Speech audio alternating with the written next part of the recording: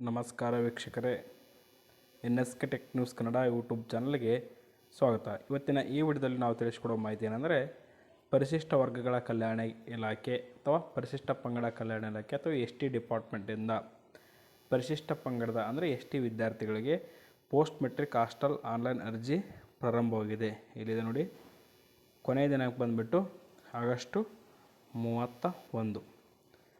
ಇಲ್ಲಿ ಎಲ್ಲ ವಿದ್ಯಾರ್ಥಿಗಳು ಪೋಸ್ಟ್ ಮೆಟ್ರಿಕ್ನಲ್ಲಿ PUC ಡಿಗ್ರಿ ಓದ್ತಕ್ಕಂಥ ಎಲ್ಲ ವಿದ್ಯಾರ್ಥಿಗಳು ಆನ್ಲೈನ್ ಮೂಲಕ ಹಾಸ್ಟೆಲ್ಗೆ ಅರ್ಜಿಯನ್ನು ಸಲ್ಲಿಸ್ಬೋದು. ಪರಿಶಿಷ್ಟ ಪಂಗಡದ ವಿದ್ಯಾರ್ಥಿಗಳು ಮಾತ್ರ.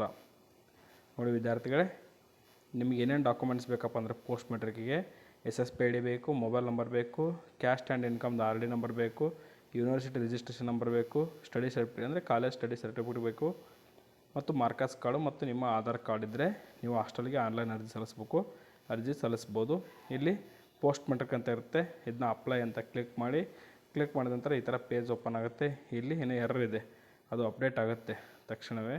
ಅಪ್ಡೇಟ್ ಆದ ತಕ್ಷಣ ನೀವು ಪೋಸ್ಟ್ ಮೆಟ್ರಿಕ್ ಹಾಸ್ಟೆಲ್ಗೆ ಅರ್ಜಿಯನ್ನು ಸಲ್ಲಿಸ್ಬೋದು ಅಂತ ಹೇಳ್ತಾ, ನಿಮ್ಗೆ ಏನಾದರೂ ಡೌಟ್ಸ್ ಇದ್ದರೆ ಕಮೆಂಟ್ಸ್ ಮಾಡಿ ತಿಳಿಸ್ಕೊಡ್ತೀನಿ ಅಂತ ಹೇಳ್ತಾ, thank you for watching this video.